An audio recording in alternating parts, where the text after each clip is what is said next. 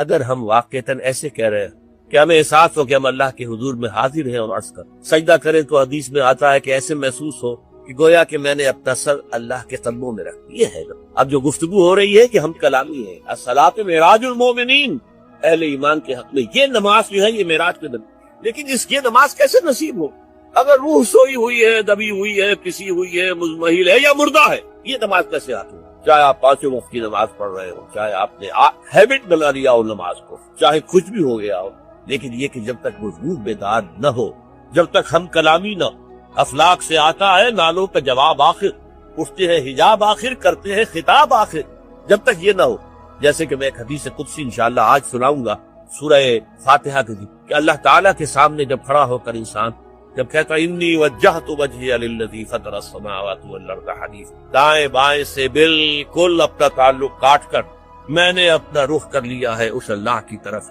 جس نے آسمان اور زمین کو۔ اب یہ توجہ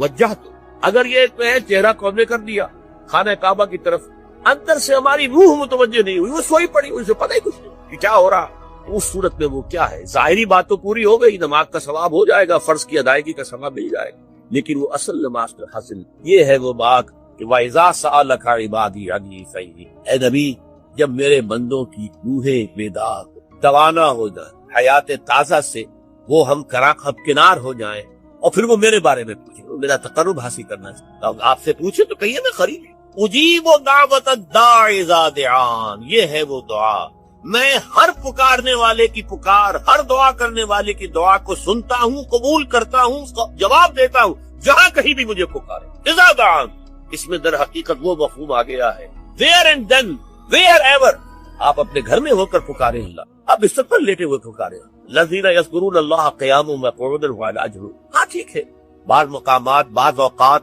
قبول دعا کے لیے زیادہ سازگار ہو، حرم میں جا کر دعا مانگی جائے، اور مینا میں عرفات میں خاص طور پر، جبل رحمت پر خاص طور پر، ملتزم جو ہے کعبے کا اس پر خاص طور پر، وہ ایام بھی ہے خاص، لیکن یہ نہیں ہے کہ بقیہ دنوں میں آپ کے اور اللہ کے درمیان کو بڑا فاصلہ ہے۔ یہ سارا دنیا میں مشرکانہ نظاموں نے تصور پیدا کیا، اللہ تو دور ہے دور ہے دور ہے دور ہے، پاک ہے پاک ہے پاک، تم نہ پاک ہو نہ پاک ہو نہ پاک ہو، اور تم تو بڑی پستی میں پڑے ہو، تم اللہ سے براہ راست ہم کلام نہیں، کوئی درمیانی چاہیے، کوئی لنکس چاہیے، کوئی پجاری ہوگا، کوئی پروہت ہوگا، کوئی پنڈت ہوگا، کوئی پیر ہوگا، کوئی پادری ہوگا، کوئی پوپ ہوگا، اس کے ذریعے سے تم اللہ سے ہم کلام ہو، خود نہیں۔ اور جب ذریعے بیچ میں آ گئے تو ان کی مٹھی گرم کرو،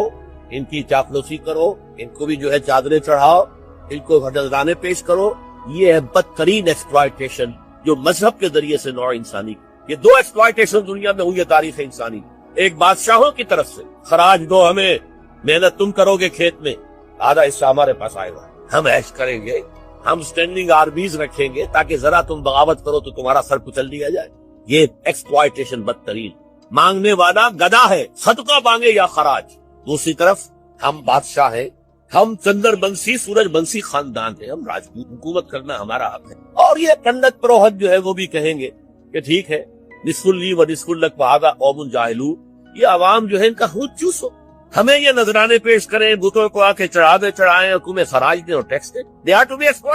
exploited۔ اسلام نے آ کر دونوں کا کوئی ملوکیت نہیں، زکوٰۃ ہے تو غربا کے لیے، بادشاہ کے لیے نہیں ہے، یہ تو غربا کے لیے، لہذا کوئی ٹیکس ہے۔ نمبر دو، اللہ سے ہم کلام ہونے کے لیے کسی دربان، کسی جو ہے پہرے دار کی مٹھی گرم کرنے کی ضرورت ہے، جب چاہو ہم کلام ہو، دل کے آئینے میں ہے تصویر یار، جب ذرا گردن جھکائی دیکھ، یہ تو تم ہماری طرف متوجہ نہیں ہوتے، ہم تو ہر وقت کہتے ہیں، ہر شب کو آخری لمحات جو ہیں، آخری جو گھنٹے ہیں رات کے، سمائے دنیا تک ہم نزول فرما لیتے ہیں تمہارے لیے، اور پکارنے والا پکارتا ہے، حل من مستغفر فاغفر له، ہے کوئی استغفار کرنے والا کہ میں اسے بخش، حل من سائل فاعطیہ، ہے کوئی مانگنے والا کہ میں اسے عطا کروں، تم ہی سوئے رہتے ہو، انٹا غفیر رہتے ہو، تمہیں ہماری طرف توجہ نہیں، اگر ہماری طرف متوجہ ہو جاؤ تو جیسے کہ اقبال نے کہا کہ میرے لیے یہ دربان جو ہے ویران کلیسا کو کلیسا سے اٹھا دے، کیوں خالق و مخلوق میں حائل رہے پر، جیسے میں نے کچھ چھوا اور مجھے معلوم ہوا کہ ایک سخت خطا ہے یہاں پر ہے، یہ پرسپشن ہے میری، کنسپشن کچھ اور ہے، تصور ذہن کے اندر نقشہ بن گیا، خدا کا تصور ہم قائم نہیں کر سکتے، لیکن خدا کے ساتھ ہمارا جو باطنی رشتہ ہے کہ اندر محسوس ہوتا ہے کہ ہے، جس کی مثال بھی میں نے دی تھی، بعض حضرات کے شاید علم میں نہ ہو، کہ جیسے میں اس وقت اس دیوار کو دیکھ رہا ہوں تو ایک تصور میرے ذہن میں قائم ہوا، دیوار اتنی لمبی ہے، اتنی چوڑی ہے، اتنی اونچی ہے، یہ دیوار جو ہے سفید رنگ اس پر ہوا ہے، میں نے تصور قائم کر لیا۔ فرض کیجئے کہ میں اندھا ہوں، میں نہیں دیکھ سکتا، میں جاتا ہوں اور ہاتھ لگا کر دیکھتا ہوں دیوار ہے، کتنی لمبی ہے مجھے نہیں پتا، اس لیے کہ وہ کانسیپٹ تو صرف میرے اس ٹچ سے نہیں ہوئے، یہ تو ایک یک رخا، ایک ون سائیڈڈ میرا اس وقت ایک پرسپشن ہے، لیکن ہے، یہ میں جس زور سے کہوں گا ہے، دیوار ہے، تو ذات باری تعالیٰ کے لیے بس انسان کے پاس یہ کہ ہے، دور بینان بارگاہ الست جس پہ این بردان کہ حق، بس یہ حق، باقی کیا ہے کیسا ہے یہ ویسے تو ہم بہرحال مسلمان ہونے کے ناطے اللہ کو ہم مانتے ہیں اسماء و صفات کے ساتھ، تو ہم اس کی صفات کو مانتے ہیں، لیکن تجزیہ کیجئے تو صفات کے بارے میں کیا پتا ہے؟ اللہ دیکھتا ہے، کیسے دیکھتا ہے یہ تو نہیں پتا، کتنا دیکھتا ہے یہ بھی ہمیں نہیں، یعنی اس کی بھی اصل حقیقت جو ہے دیکھنے کی وہ تو ہم نہیں پالے، اللہ کی کوئی ایسی آنکھیں تو نہیں جس سے وہ دیکھتا ہو، ہمارا دیکھنا تو روشنی کا محتاج ہے، روشنی ہو تو ہم دیکھ سکیں گے، کیا اللہ کا دیکھنا بھی کسی شے کا محتاج ہے؟ قطعاً نہیں، تو ہم تصور کیجئے اللہ کا دیکھنا کیا ہے، کچھ نہیں بات، ہمیں یہ معلوم ہے وہ دیکھ کے، ہمیں یہ معلوم ہے علی کل شیء قدیر، قدرت کتنی ہے اس کی، قدرت کی شان کیا معلوم ہے، تو معلوم یہ ہوا کہ صفات کے بارے میں بھی تجزیہ کریں تو ہمارے ہاتھ پلے ہے، وہ سوائے کہ ہم ایک صفت کی ایک مبہم کیفیت کو جانتے ہیں، وہ سمیع ہے، وہ بصیر ہے، وہ خبیر ہے، وہ قدیر ہے، وہ الحی ہے، وہ القیوم ہے، لیکن اس کی زندگی، ہماری تو زندگی کا تصور اعلیٰ ترین زندگی تو ہمارے پاس ہے، مخلوقات میں اس زندگی کے ساتھ 100 طرح کی لیمیٹیشنز ہیں، 100 طرح کی مجبوریاں ہیں، لیکن یہ کہ کیا اللہ تعالیٰ کی زندگی بھی اس زندگی پر قیاس کی جا سکتی؟ معاذ اللہ۔ تو معلوم یہ ہوا کہ اللہ تعالیٰ کی ذات کے بارے میں تحیر کے سوا تیسرا ہے تصور جو سب سے بلند ہے، وہ محبوب حقیقی، مطلوب اصلی، لا مطلوب الا اللہ، لا مقصود الا اللہ۔ ایک چوتھا تصور ہے وہ میں بعد میں عرض کروں۔ بہرحال قل هو اللہ احد، اب یہاں لفظ احد، اس لفظ کو بھی نوٹ کیجئے، ویسے تو عام خیال یہ ہے کہ یہ وحد ان کی بدلی ہوئی شکل ہے، چنانچہ عام رائے یہ ہے کہ احد اور واحد ہم مانی ہے۔ اکثر مفسرین نے اردو میں جو ترجمے کیے مترجمین نے، وہ کہو اللہ، وہ اللہ ایک، اگرچہ اس پر خاصا اعتراض وارد ہوتا ہے، وہ بھی اللہ کو ایک مانتے تھے، صرف اس کے ساتھ کسی اور کو ایڈ کر لیا تھا، اس اللہ کو تو دو نہیں مانتے تھے، وہ جو بڑا اللہ تھا وہ تو ان کے نزدیک بھی ایک ہی تھا، اور ایک تو ہر شے ایک ہوتی ہے، جو معبود ہے 10 تو ان میں سے بھی ہر ایک اپنی جگہ پر تو ایک ہے، ایک کمپوز ایک اس کا وجود ہے، لیکن بہرحال چونکہ اکثر و بیشتر رائے یہ ہے کہ احد اور واحد تقریباً ہم مانی ہے، ترجمہ کیا گیا کہہ دو وہ اللہ ایک ہے، اور یہ کہ واحد ہی کی بدلی ہوئی شکل احد ہے، یہ تو ہے تقریباً بالعموم جو رائے ہے، لیکن میرے علم میں آج ہی یہ بات آئی ہے اور وہ میں آپ تک بھی منتقل کر رہا ہوں۔ امام راغب اصفہانی، ظاہر بات ہے لغت کے تو بہت بڑے امام ہیں، اور مفردات القرآن پر ان کی کتاب جو مارکت الارا مشہور، انہوں نے اسے علیحدہ مادہ قرار دیا، احد ان کو الف ہا دال، الف شروع میں الف کے تختی میں ڈال، مقدم کے ساتھ شامل نہیں کیا، معلوم ہوا کہ یہ اپنی جگہ پر ایک مستقل مادہ ہے ان کے نزدیک، یہ وقت سے اس کا تعلق نہیں بلکہ احد اپنی جگہ پر ایک مستقل علیحدہ مادہ ہے، اور اسی اعتبار سے انہوں نے اسے وحد سے علیحدہ کر کے الف کی تختی کے اندر لیا۔ اب اس کا جہاں تک استعمالات ہیں اس میں بھی اتفاق ہے، 3 اس کے استعمالات ہیں، سب سے زیادہ استعمال اس لفظ کا ہوتا ہے نفی مطلق کے لیے، کمرے میں کوئی نہیں ہے، ایک بھی نہیں، جب یہ کہنا ہو تو احد کا لگ رہا ہے، آپ بھی کوئی نہیں ہے، ایک بھی نہیں، اکیلا، اسی معنی میں قرآن مجید میں یہ لفظ بہت مرتبہ آیا ہے، خاص طور پر آپ سورہ کہف کو اگر دیکھیں گے، لا یشرک فی حکمہ احد، اللہ اپنے حکم اور اپنے اختیار میں کسی کو نہیں شریک، کسی ایک کو بھی نہیں کرتا، یعنی یہ نفی میں مبالغے کے لیے یہ لفظ استعمال ہو، اور صورت ختم بھی ہوئی ہے، فمن کان یرجو لقاء ربہ فلیعمل عملا صالحا ولا یشرک بعبادۃ ربہ احد۔ احد کا اکثر و بیشتر استعمال عربی زبان میں نفی مطلق، کوئی نہیں، کوئی بھی نہیں، ایک بھی نہیں، جب اس کو کہنا ہو تو لفظ احد سے کا سہارا دیا جاتا، یا پھر یہ لفظ آتا ہے مضاف یا مضاف الیہ ہو کر، جیسے عشرات کے ساتھ آئے گا، احد عشر کوكبا، یا احد و عشرون جمع کر کے، یہ گنتی کے ساتھ یہ مضاف ہو رہا ہے، اور یا یہ کہ جیسے کہ مضاف الیہ ہوتا ہے، فاما احدکما فیسقی ربہ خمرا، حضرت یوسف علیہ السلام نے فرمایا تھا ان 2 نوجوان جو داخل ہوئے تھے جیل میں ان کے ساتھ، انہوں نے اپنے اپنے خواب بیان کیے، تم 2 میں سے ایک، احدکم، جیسے کہ حدیث میں آتا ہے لا یؤمن احدکم حتی یحب لنفسہ حتی یحب لاخیہ ما یحب لنفسہ، یا لا یؤمن احدکم حتی یکون ہواہ تبعا لما جئت بہ،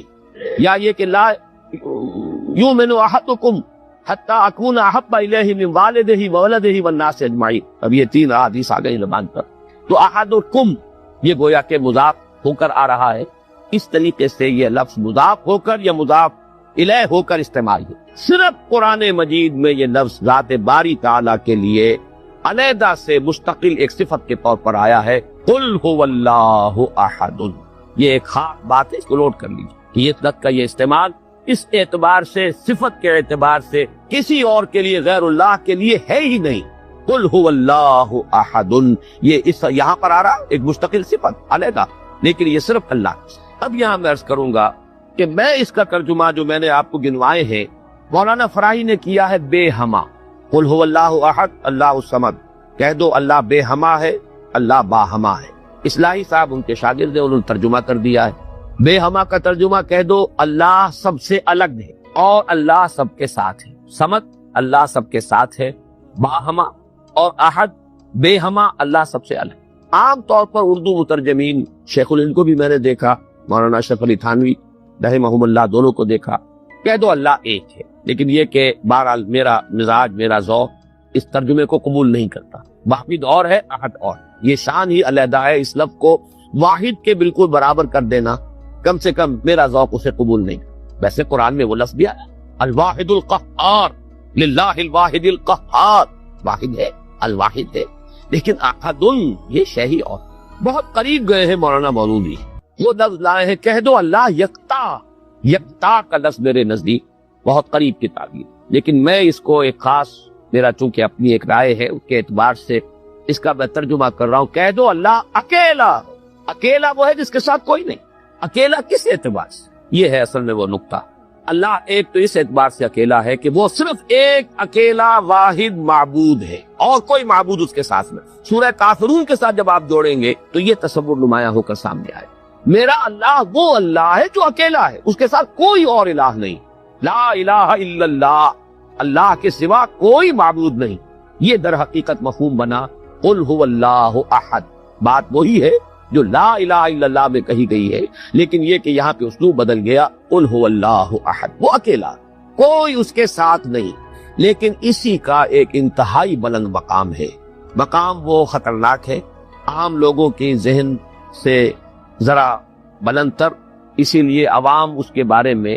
مغالطوں میں مبتلا ہوتے ہیں۔ اور آج کل کا ہمارا ایک بہت بڑا طبقہ چونکہ زیر اثر ہے کچھ ایسے مفکرین کے کہ جن کا ذوق وہ نہیں تھا جو اس سطح کا ہو جو میں ابھی عرض کر رہا ہوں، لہذا وہ اسے شرک سے بھی تعبیر کر بیٹھتے ہیں، اور وہ ہے توحید وجودی۔ وہ اکیلا ہے، اکیلا ایمانی، یہ وجود حقیقی صرف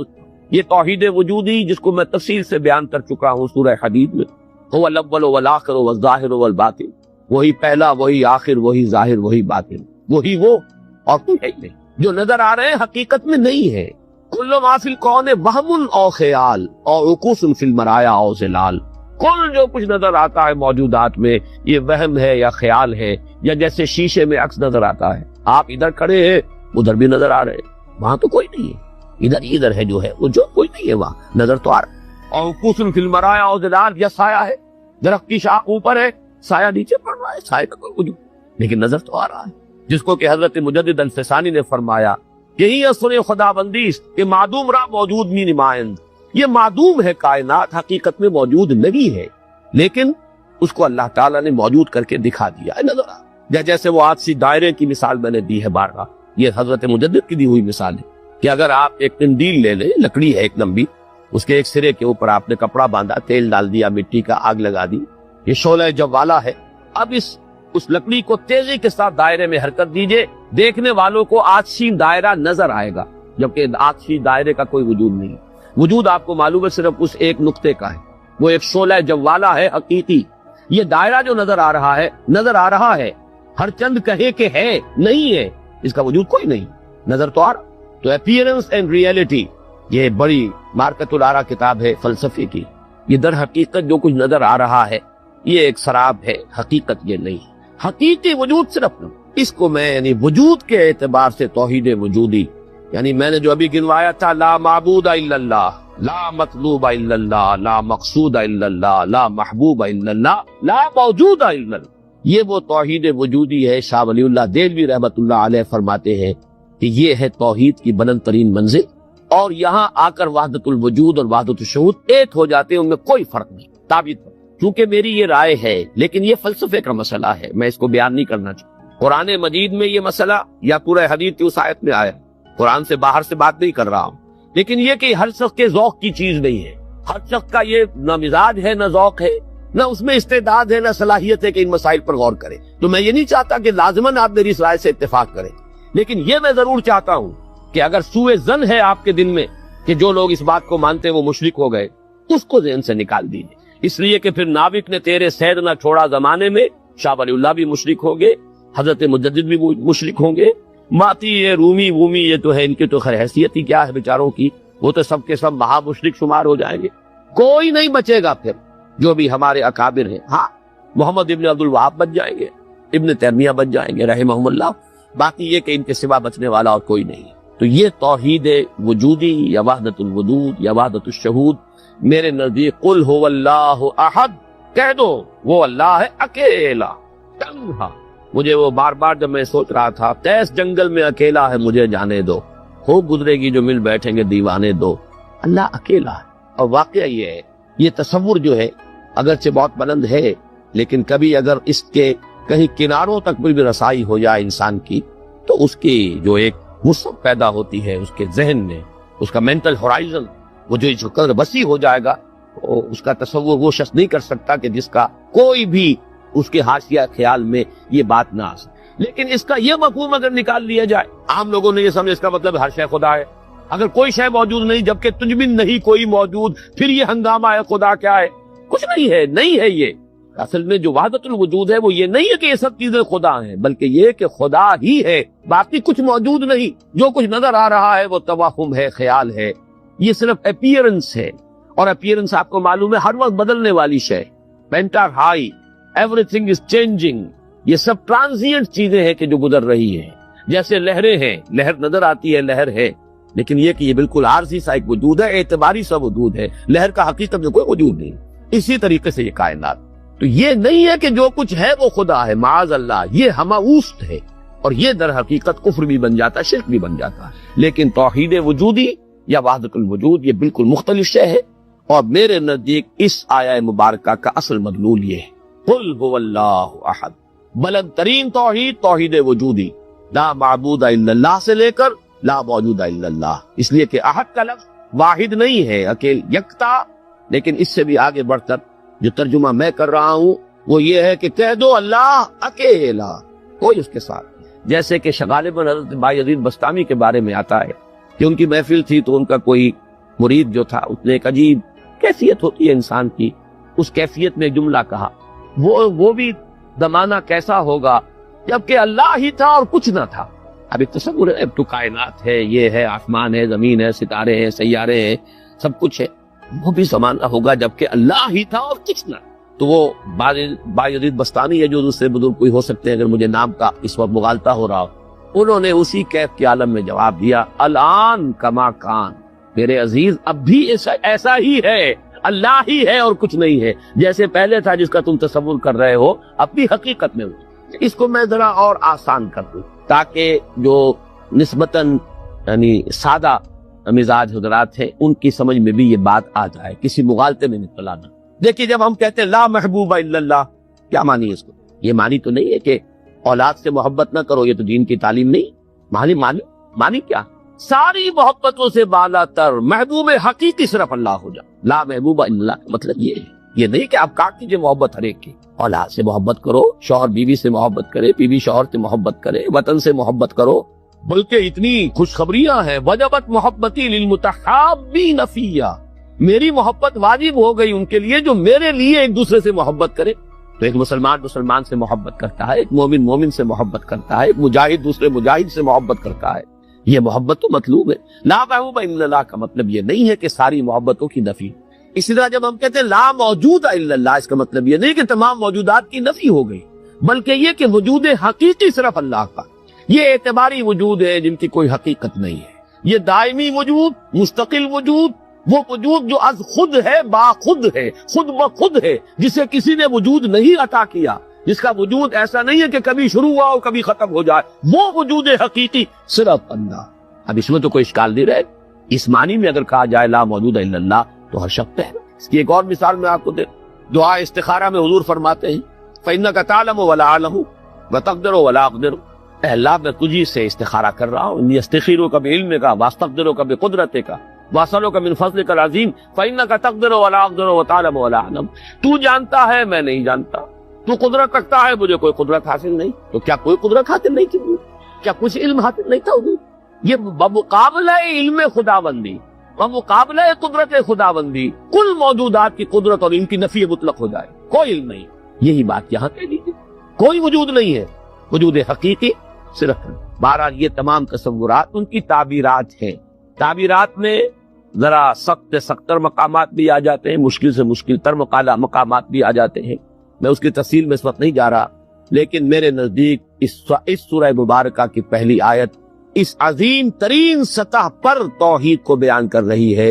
اور یہ جیسا کہ میں نے عرض کیا تھا جب تک یہ بات سامنے نہ آئے، چار اعتبارات سے کس طریقے سے توحید کے بیان کو اس صورت نے سمو لیا اپنے اندر اور جمع کر لیا ہے، تبھی اس کی وہ عظمت ہے کہ ثلث قرآن کے مساوی یہ صورت، تبھی اس سے صحابہ کی وہ محبت کا راز جو ہے وہ کھلتا ہے کہ کیوں ایسے ہی نہیں ہے۔ قل هو اللہ احد، کہہ دو وہ اللہ ہے، میرا معبود جسے میں پوچھتا ہوں وہ اللہ ہے، لیکن وہ اللہ نہیں جسے تم پکار رہے، وہ اللہ جو اکیلا تنہا، اللہ الصمد، جیسا کہ میں عرض کر چکا ہوں صمد کا لفظ قرآن مجید میں ایک ہی مرتبہ ہے، اور اس کے مفہوم کو بھی دو معنی سے بیان کیا گیا ہے۔ ایک تو چونکہ ایک مرفوع روایت بھی امام راضی لے کر آئے ہیں، روئے عن ابن عباس رضی اللہ تعالی عنہما، کہ حضور سے پوچھا گیا اللہ کا صمد ہونا کیا معنی ہے اس کے، تو آپ نے فرمایا هو السید الذی یصمد الیہ فی الحوائج، اصل میں یہ صمد جو ہے عربی زبان میں یہ ہوتا تھا کسی چٹان، مضبوط چٹان کی طرف جس کو پشت پر رکھ لیا جائے تو دشمن سے مقابلے میں انسان کو سہولت ہوتی ہے۔ اگر آپ جیسے کہ وہ حضرت عمر کا بھی واقعہ بیان ہوتا ہے، بعض حضرات تو اس کو نہیں مانتے لیکن اکثر لوگ مانتے ہیں کہ مسجد نبوی میں خطبہ دے رہے تھے حضرت عمر، اور اس وقت شام کے ایک محاذ پر جنگ بھی ہو رہی تھی، اس وقت حضرت ساریہ جو امیر الجیش تھے وہ کوئی غلطی کر رہے تھے، اسٹریٹجک مسٹیک ہو رہی تھی کہ انہوں نے پوزیشن ایسی لے لی تھی کہ جو غلط تھی جنگی تدبیر کے اعتبار سے، تو حضرت عمر نے وہی اللہ نے کہیں دکھا دیا، اللہ کو قدرت حاصل ہے وہ دکھا دے۔ آج ٹیلی ویژن سے آپ دیکھ سکتے ہیں تو اللہ تعالیٰ بغیر ٹیلی ویژن کے آج ہی 1400 برس قبل دکھا سکتے، انہونی بات کہ وہ نقشہ سامنے آ گیا، جیسے حضور فرماتے ہیں جب آپ سفر معراج سے واپس آئے تو سوال کیے لوگوں، آپ مسجد اقصی میں گئے تھے، وہاں کتنی کھڑکیاں کتنی کڑیاں ہیں کیا ہے، تو اب حضور ایک دفعہ چونکے کہ اب یہ میں نے کوئی کھڑکیاں تو نہیں گنی وہاں، لیکن یہ کہ اگر مجمع میں آپ نہ بتا سکتے تو تالیاں پڑ جاتی۔ اس وقت اللہ نے فوراً وہ جو ہے لا کر سامنے کھڑا کر دیا وہ نقشہ، اور حضور دیکھ دیکھ کر بیان کرتے رہے یہ ایسا ایسا، تو یہ تو در حقیقت بالکل اللہ کی قدرت سے ہرگز کوئی اس میں بوجھ نہیں۔ تو حضرت عمر نے وہی فرمایا ہے اور صحابہ نے اس کو نہ، یا ساریہ تو الجبل، یا ساریہ تو الجبل ہے، ساریہ کیا غضب کر رہے ہو، غلطی کر رہے ہو، پہاڑ کی طرف جاؤ، پہاڑ کو پشت پر رکھو، پہاڑ پشت پر ہو تو آپ پشت کی طرف سے اب محفوظ ہو گئے، آپ یکسو ہو کر سامنے سے دشمن کا مقابلہ کر سکتے، اور اگر اندیشہ رہے کہ کہیں پیچھے سے کوئی حملہ آور نہ ہو جائے تو وہ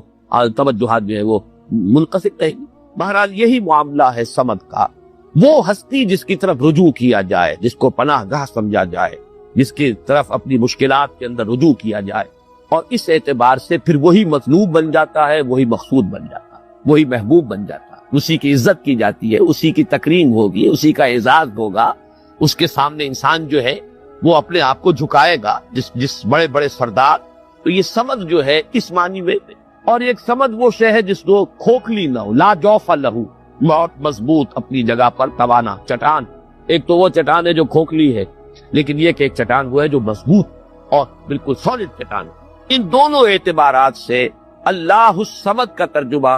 اب مولانا فرائی مولانا اصلاحی صاحب کا تو یہ ہوا کہ اللہ تعالی با ہما ہے، ذات میں بے ہما، کسی سے اس کا کوئی تعلق نہیں، یکتا بلکہ اکیلا، لیکن یہ نہیں ہے کہ مخلوق سے منقطع ہے، مر گئے ہم انہیں خبر نہ ہوئی، یا یہ ہے کہ مخلوق کی دعائیں نہ سنتا ہو، مخلوق کی حاجت روائی نہ کرتا ہو، نہیں، سب کا ملجا وہی ہے، سب کا ماوا وہی ہے، سب کے لیے پناہ گاہ وہی ہے، سب کی حاجت روائی کرنے والا وہی ہے، تو وہ اللہ صمد ہے۔ یہ دو احد اور صمد جو ہے اس نے جڑ کر اصل میں اسی طریقے سے تصور کو مکمل کیا ہے جیسا کہ آیت الکرسی میں اللہ لا الہ الا ہو الحی القیوم، الحی اور القیوم، الحی از خود زندہ، زندہ جاوید، اور قیوم باقی پوری کائنات کو تھامے ہوئے، سنبھالے ہوئے، پوری موجودات کا یہ سارا سلسلہ یہ محتاج ہے اللہ کا۔ اس کی میں نے پہلے بیان کی ہے، بہترین تمثیل وہ ہے جو مولانا مناظر حسن گیلانی رحمۃ اللہ علیہ نے دی ہے، ربط الحادث بالقدیم کی مثال۔ اللہ کی ذات اور اس کائنات کے درمیان ربط اور تعلق کیا ہے؟ انہوں نے مثال دی ہے کہ آپ اپنے ذہن میں نقشہ قائم کیجئے، تاج محل کا نقشہ، جس نے تاج محل دیکھا ہو، چلیے آپ نے مینار پاکستان دیکھا، مینار پاکستان کا تصور کیجئے، ذہن میں نقشہ قائم کیجئے۔ یہ ذہن میں جو نقشہ قائم ہوا ہے، آپ اس کے اوپر بھی ہیں، باہر بھی ہیں، اندر بھی ہیں، پیچھے بھی ہیں، نیچے بھی ہیں، آپ ہی آپ ہیں، وہ تو اس کا وجود ہی کوئی نہیں، لیکن ہے ذہن کے اندر ایک تصور قائم ہے اس وقت، اور یہ تصور اسی وقت تک قائم رہے گا جب تک کہ آپ کے ذہن کا ارتکاز ہے، توجہ اس پر ہے، توجہ ہٹی نہیں کہ اس کا کوئی وجود ہے ہی نہیں، وجود ختم۔ بالکل یہی معاملہ اس کائنات کا، یہ سارا سلسلہ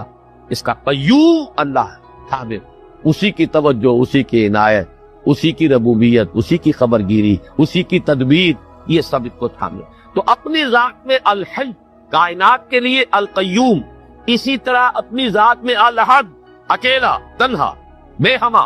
اور پوری کائنات اور جملہ موجودات کے لیے الصمد، اسی کی طرف رجوع، اسی کی طرف توجہ، وہی مطلوب، وہی مقصود، وہی محبوب، وہی حاجت۔ اور جلدی سے 8 نفل پڑھ لیے، یہ تہجد نہیں ہے، یہ تو فجر کا ضمیمہ بنا لیا۔ ہر نوافل ہے، عبادت ہے، اس کے بھی جو اس کے برکات ہیں وہ ظاہر ہوں گی، جو اس کا ثواب اور اجر اللہ دے گا۔ لیکن اصل میں جسے تہجد کہا جاتا ہے وہ رات کو سو کر پھر اٹھنا، نیند کو توڑ کر، اور پھر سو جانا اور پھر اٹھنا۔ فجر جوف کہتے ہیں پیٹ کو، کسی شے کے جوف اللیل، رات کے بطن میں، رات کے درمیان میں، یعنی نصف رات گزر جائے اس وقت سے انسان جو ہے وہ نماز پڑھے، اور پھر ثلث رہ جائے تو پھر جائے، پھر سو جائے، اور پھر اس کے بعد اٹھے فجر کے لیے اور سنتیں پڑھے اور آئے مسجد کے اندر۔ تو یہاں آپ نے فرمایا وَصَلَاةُ الرَّجُلِ فِي جَوْفِ اللَّيْلِ، اور اپنے اس قول کے لیے حضور نے آیتیں تلاوت فرمائی، وہی 2 آیتیں۔ یہاں یہ سورہ سجدہ کی آیت نمبر 16 اور 17 ہے۔ تَتَجَافَىٰ جُنُوبُهُمْ عَنِ الْمَضَاجِعِ، اللہ تعالیٰ اپنے خاص محبوب بندوں کی یہ صفات بیان کر رہا ہے کہ ان کے پہلو اپنے بستروں سے علیحدہ رہتے، رات کے وقت جاگتے، بستر پر لیٹیں گے تو سو جائیں گے۔ تَتَجَافَىٰ جُنُوبُهُمْ عَنِ الْمَضَاجِعِ يَدْعُونَ رَبَّهُمْ خَوْفًا وَطَمَعًا، وہ اس وقت اپنے رب کو پکارتے ہیں، دعائیں کرتے ہیں، خوف کے ساتھ بھی، اس کے مواخذے کا خوف، اس کے عذاب کا خوف، اس کے باز پرس کا خوف، اس کی ناراضی کا خوف، جہنم کا خوف، وَطَمَعًا، اور تما کس کی؟ اللہ راضی ہو، اللہ کے اجر و ثواب کی بھی تما ہو، لیکن سب سے بڑی تما کیا ہے؟ اللہ مجھ سے راضی ہو۔ اس لیے سب سے اونچا مقام یہی ہے، رضی اللہ عنہم ورضوا عنہ، اللہ ان سے راضی ہو گیا، ہوا اللہ سے راضی ہو گئے۔ یہ باہمی رضا ہے، بندہ اپنے رب سے راضی رہے، وہ رہے کہ تسلیم و رضا، جو بھی دنیا میں آ رہا ہے اس پر شکوہ، اللہ کا شکوہ زبان پر جو بھی آ رہا ہے یہ میرے رب کی طرف سے، وہ میرا مولا ہے، آقا ہے، دوست ہے، میرا خیر خواہ ہے، اسے معلوم ہے کہ اس شر کے پیچھے کون سا خیر آ رہا ہے، مجھے کیا پتا، مجھے تو شر نظر آ رہا ہے، خیر تو نظر نہیں آ رہا۔ اس لیے فرمایا گیا کہ ہو سکتا ہے عسیٰ تکرہوا شیئا وہو خیر لکم وعسیٰ تحبوا شیئا وہو شر لکم واللہ یعلم وانتم لا تعلمون، ہو سکتا ہے تمہیں کوئی چیز بری لگے حالانکہ اسی میں تمہارا خیر ہے، عین ممکن ہے تمہیں کوئی چیز اچھی لگتی ہو حالانکہ اس میں تمہارے لیے شر ہے۔ اللہ جانتا ہے تم اس کیفیت کے اندر دنیا کی زندگی گزارے، اللہ تعالیٰ آخرت میں اسے راضی کر دے گا، اللہ اس سے راضی ہو جائے گا۔ اس قرآن کو اچھی سے اچھی خوشلحانی کے ساتھ پڑھو، من لم یتغن بالقرآن فلیس منا، جو قرآن کو بہتر سے بہتر انداز میں، اچھی سے اچھی آواز میں، خوشلحانی کے ساتھ پڑھنے کی کوشش نہیں کرتا وہ ہم میں سے نہیں ہے۔ بلکہ ایک مرتبہ حضور رات کے وقت آپ گشت پر تھے اپنے ساتھیوں کے حالات معلوم کرنے کے لیے، حضرت ابو موسیٰ اشعری رضی اللہ تعالیٰ عنہ ایک صحابی ہیں، ان کے گھر کے پاس سے گزر ہوا، وہ رات کو تہجد پڑھ رہے تھے، کھڑے ہوئے کیف کے عالم میں قرآن تلاوت کر رہے ہیں، حضور کو بہت پسند آئی ان کی قرات، کافی دیر تک وہاں کھڑے سنتے رہے۔ اب انہیں کیا پتا کون سن رہا ہے، بالکل اسی طرح سمجھ لیجئے ایک بات یاد آئی ہے، حضور فرماتے ہیں کہ جس طرح کان لگا کر اللہ قرآن کو سنتا ہے کسی چیز کو نہیں سنتا، ہمیں نظر نہیں آتا نا، ہمیں معلوم نہیں، ہم قرآن پڑھ رہے ہیں تو سننے والا کون ہے؟ سب سے زیادہ کان لگا کر خود اللہ۔ یہاں اس لیے مجھے یاد آیا کہ ابو موسیٰ اشعری کو کیا پتا تھا کہ کون سن رہا ہے. وہ اپنی کیفیت میں نماز میں تہجد میں قرآن کی تلاوت کر رہے تھے، اور ظاہر بات ہے ان کے گھر ایکڑوں میں بنے ہوئے نہیں تھے، ایک ایک کمرہ، ایک ایک کوئی حجرہ، ایسے ہی تو گھر تھے نا صحابہ کے. لہذا حضور پاس سے گزرے، آواز آئی، کافی دیر سنتے رہے. اس کے بعد آپ تشریف لے گئے، صبح فجر میں ملاقات ہوئی تو حضور نے تحسین کے انداز میں فرمایا، یا ابا موسیٰ انک قد اوتیت مزمارا من مزامیر آل داؤد. اے ابو موسیٰ، تمہیں تو آل داؤد کے سازوں میں سے ایک ساز اللہ نے عطا فرما دیا ہے. جس طرح حضرت داؤد لہن داؤدی مشہور ہے کہ جب وہ پچھلے پہر رات کو حمد کے ترانے الاپتے تھے، قرآن میں ہے کہ پرندے شامل ہو جاتے تھے ساتھ، اور پہاڑ وجد میں آتے تھے، پہاڑ بھی ان کے ساتھ شریک ہوتے تھے. تو جس طرح کا اللہ نے ان کو لہن عطا فرمایا تھا، حضور نے تحسین کے انداز میں فرمایا، ہے ابو موسیٰ اشعری، اللہ نے تمہیں بھی آل داؤد کے سازوں میں سے ایک ساز عطا فرمایا. بہرحال قرآن مجید کا جو یہ میوزک ہے، قرآن کے الفاظ کا جو حسن ہے، جہاں تک حسن معنوی ہے وہ تو ہر لفظ میں ہے، لیکن یہ حسن ظاہری، حسن صوتی، حسن لفظی، یہ اپنے کلائمیکس پر آپ کو نظر آئے گا سورہ رحمان میں. لیکن قرآن میں یہ سورت اس اعتبار سے بھی ممتاز ہے، اس کی 4 آیات پر ذرا توجہ کریں گے، عجیب حقائق سامنے آئے گے. جہاں یہ قرآن مجید کے حسن صوت اور حسن لفظی کی معراج ہے، وہیں اس کی پہلی 4 آیات میں 4 چوٹی کی چیزوں کا ذکر ہے، سب سے اونچی چیز ہے. پہلی آیت کیا ہے؟ الرحمن. ایک آیت ہو گئی. رحمان کیا ہے؟ اللہ کا نام ہے. کبھی آپ نے غور کیا اللہ کے ناموں میں سب سے پیارا نام کون سا ہوگا؟ رحمان. کیوں؟ اس کا مادہ کیا ہے؟ رحمت. ہمیں سب سے بڑھ کر جس چیز کی ضرورت ہے وہ کیا ہے؟ رحمت خداوندی. نام اچھی طرح سن لیجئے اس حضور کے قول کو. حضور فرماتے کوئی شخص جنت میں مجرد اپنے عمل کی بنیاد پر داخل نہیں ہو سکے گا جب تک کہ رحمت خداوندی دستگیری نہ کرے. کسی صحابی نے بڑی ہمت اور جرأت کا ثبوت دیا کہ پوچھ لیا، کیا حضور آپ بھی؟ جب آپ نے فرمایا کوئی شخص داخل نہیں ہو سکتا جنت میں محض اپنے عمل کی بنیاد پر جب تک کہ رحمت خداوندی جو ہے وہ دستگیری نہ فرمائے. پوچھا گیا کیا آپ بھی؟ آپ نے فرمایا ہاں میں بھی. آپ انداز کیجئے کہ اگر محمد الرسول اللہ بھی رحمت خداوندی کے ضرورت مند ہوں تو تاب دیگرا چے رسد، ہماری تو سب سے بڑی ضرورت رحمت خداوندی. اب یہ رحمت جو ہے قرآن مجید میں اللہ تعالیٰ کی یہ شان 2 الفاظ کے ذریعے سے آتی ہے، رحیم اور رحمان. اور کوئی مادہ نہیں ہے جس سے 2 نام بنتے ہوں اللہ کا، لیکن یہ مادہ ہے واحد رحمت کا کہ جس سے رحمان بھی ہے رحیم بھی ہے. رحیم صفت مشبہ ہے، رحمت دائم ہو جائے گی، مستقل ہوگی تو رحیم کہیں گے. اور رحمان، اس میں رحمت کی ہے وہ شان ہے کہ جیسے ٹھاٹھے مارتا ہوا سمندر ہو، ہیجان کی کیفیت، طوفانی کیفیت. رحمت خداوندی کا طوفانی جوش وہ ہے رحمان. آپ تو رہتے اس علاقے میں ہیں، آپ کو معلوم ہے عرب اگر بھوکا مرا جا رہا ہو تو کیا کہے گا؟ انا جوعان. پیاسا مرا جا رہا ہو انا عطشان. بہت غضبناک ہوگا غضبان. غضبان آصفہ قرآن میں آیا ہے، بہت غضبناک. رحمان جس کی رحمت جو ہے جوش میں ہے، ٹھاٹھے مارتے ہوئے سمندر کے مانند. تو یہ اللہ تعالیٰ کے ناموں میں سب سے پیارا نام. اب آگے چلیے. الرحمن علم القرآن. رحمان نے قرآن سکھایا. رحمت خداوندی کا سب سے بڑا مظہر، رحمان کی رحمانیت کا سب سے بڑا مظہر قرآن ہے. ان میں جو منطقی ربط ہے اس کو سمجھتے جائیے. اچھا آپ یہ سوچئے، جو علم بھی انسان کو حاصل ہوا وہ کس نے دیا؟ اللہ نے. سائنس کا علم کس نے دیا؟ اللہ نے. علم آدم الاسماء کلہا. وہ علم الاسماء جو حضرت آدم کو دے دیا گیا تھا ازل میں، یہ اسی کا ظہور ہے، یہ اسی کی ایکسفولیشن ہے جو ہو رہی ہے اور ہوتی رہے گی ابھی. اور دوسرے علم ہے وہ کس نے دی؟ اللہ نے دی. لا یحیطون بشیء من علمہ الا بما شاء. مخلوق میں سے کوئی اللہ کے علم میں سے کسی شے کا احاطہ نہیں کر سکتا مگر وہ جتنا اللہ دینا چاہے. لیکن یہ کہ تمام علوم میں چوٹی کا علم قرآن. نوٹ کرتے جائیے، چوٹی کی چیزیں جمع کیجیے. اللہ کے ناموں میں چوٹی کا نام رحمان. اللہ نے جو کچھ انسان کو سکھایا اس میں چوٹی کا علم قرآن. خلق الانسان. انسان کو پیدا فرمایا. سوال یہ کہ حیوانات کو کس نے پیدا فرمایا؟ آسمان کس نے پیدا کیے؟ زمین کس نے پیدا کی؟ فرشتے کس نے پیدا کیے؟ کیا مطلب خلق الانسان؟ اس کی تمام مخلوقات میں اس کا کلائمیکس، اس کی تخلیق کی معراج، اس کے تخلیق کا نقطہ عروج انسان ہے. یہ ہے کہ جو مسجود ملائک بنا ہے. وَلَقَدْ كَرَّمْنَا بَنِي آدَمَ وَحَمَلْنَاهُمْ فِي الْبَرِّ وَالْبَحْرِ. وَرَزَقْنَاهُم مِّنَ الطَّيِّبَاتِ وَفَضَّلْنَاهُمْ عَلَىٰ كَثِيرٍ مِّمَّنْ خَلَقْنَا تَفْضِيلًا۔ تو تخلیق میں سب سے اونچی تخلیق انسان کی، علموں میں سب سے اونچا علم قرآن کا،